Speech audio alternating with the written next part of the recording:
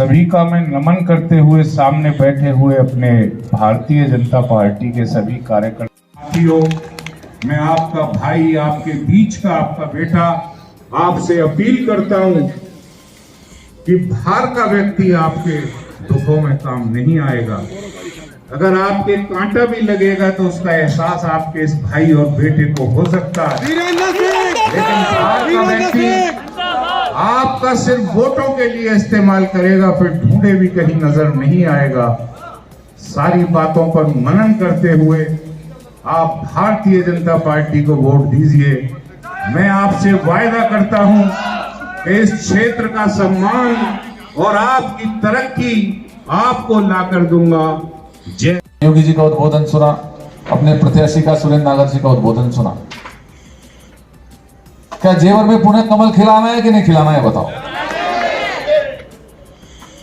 और उत्तर प्रदेश का वातावरण जो पिछले 5 वर्षों के अंदर बदलाव हुआ, और हम तो जेवर के नाम पर मुजफ्फरनगर, शामली, कैराना, मुरादाबाद, रामपुर में भी वोट मांग रहे हैं, और वहां पर भी जहां पर 60 और 40 का रेशियो है हमारे पक्ष में नहीं है, वहां भी वातावरण बदला। क्या जेवर में फिर भी वोट मांगनी पड़ेगी क्या?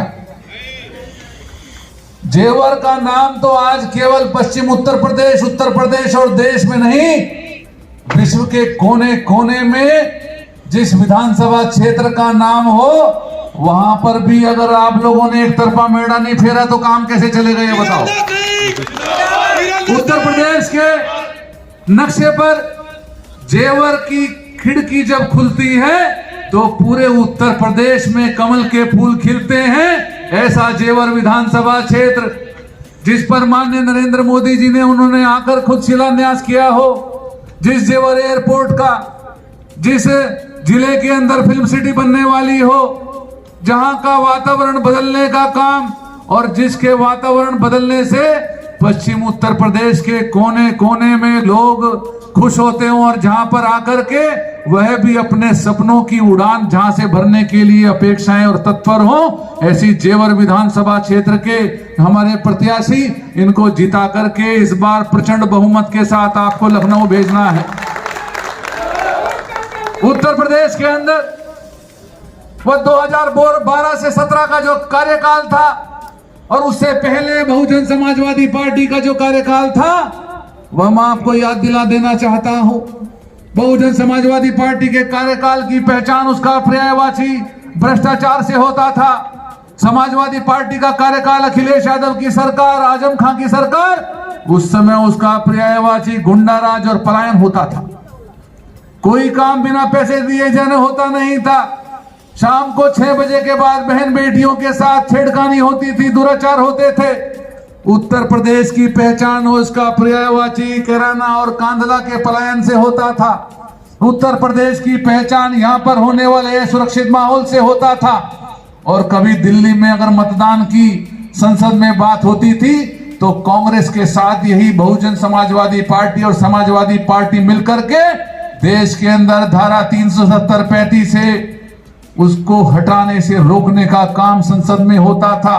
देश की सीमाओं को असुरक्षित करने का काम संसद में होता था।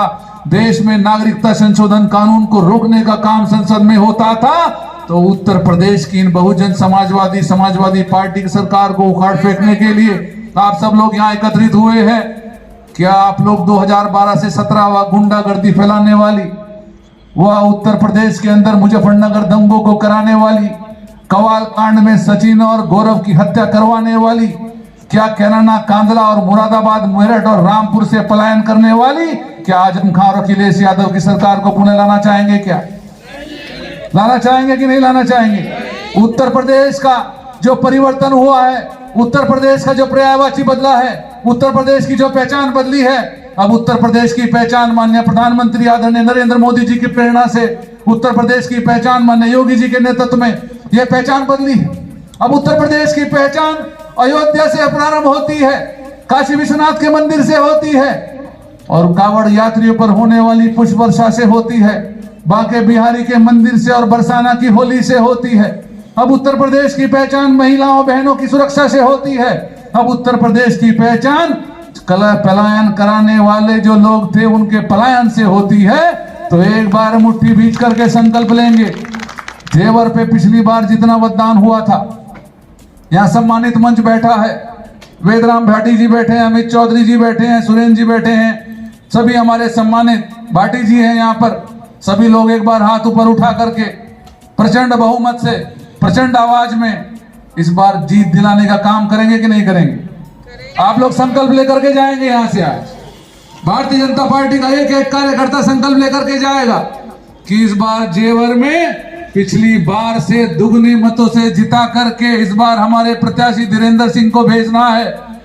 जेवर से विधायक मेरे बड़े भाई आदरणीय हमारे विधायक जी धीरेन्द्र जी, पूर्व में मंत्री रहे, हमारे बहुत ही वरिष्ठ हमारे माननीय मंत्री जी सतपाल सैनी जी, हमारे जिले के प्रभारी जी वेदराम भाटी जी, और हमारे सम्मानित मंच सामने बैठे हमारे आदरणीय सभी जिले के वरिष्ठ पदाधिकारीगण, मैं सभी का बहुत बहुत धन्यवाद करता हूं। मैं आपसे एक ही बात कहना चाहूंगा कि जिस तरह से 2017 से पहले हमारी बहन बेटियां, हमारे परिवार सुरक्षित नहीं रहते थे, माननीय योगी जी के आने के बाद में हमारे परिवार और हम जिस तरह से सुरक्षित रहे हैं, हमें सब एकजुट होकर पुनः प्रदेश में योगी जी की सरकार लेके आना है, ताकि हमारे परिवार इसी तरह से सुरक्षित रहे, हमारी बहन बेटियां इधर से सुरक्षित रहे, और ये हमारे जो विकास है इस तरह से चलते रहे। हमारी जो डबल इंजन की सरकार है, माननीय मोदी जी और माननीय योगी जी के नेतृत्व में हमारा देश और प्रदेश इसी तरह से विकास का काम करता रहे। सबसे पहले हमारे मोदी जी और हमारे योगी जी कमल का फूल, हमारा कमल का फूल प्रत्याशी है, और हमारे धीरेन्द्र जी जो हमारे विधायक हैं, मेरा सभी से निवेदन है, मैं एकजुट होकर उनके साथ रहना है। और मैं विधायक जी बोल चुका था कि हमारे प्रत्याशी कमल का फूल है, सिर्फ कमल का फूल है, हम सब कमल के फूल के पीछे हैं, भारतीय जनता पार्टी के साथ हैं, माननीय योगी जी के साथ हैं, माननीय मोदी जी के साथ हैं। बहुत बहुत का निर्माण कराया है, निर्माण की प्रक्रिया को पूरा करने की तरफ बढ़े हैं। हम सहारनपुर में हमने मां शाकुंभरी देवी के नाम पर विश्वविद्यालय के संचालन की प्रक्रिया को हमने पूरा किया है। आज हम सब गर्व के साथ कह सकते हैं कि जिधर लोगों के लिए भी, मैं आसपास के लोगों के लिए भी कहूंगा कि आज एशिया का सबसे बड़ा जेवर एयरपोर्ट का जब निर्माण होगा तो हमारी उत्तर प्रदेश की जो अर्थव्यवस्था है उसका संचालन एक सुव्यवस्थित तरीके से संभव हो सकेगा। हजारों नहीं लाखों लोगों को जहां अप्रत्यक्ष रूप से रोजगार मिलेंगे, वहीं आज 5 एक्सप्रेसवे ने ये करके दिखाया है कि उत्तर प्रदेश आज रोजगार सृजन का एक बहुत बड़ा जमावड़ा का केंद्र बना है। आज 6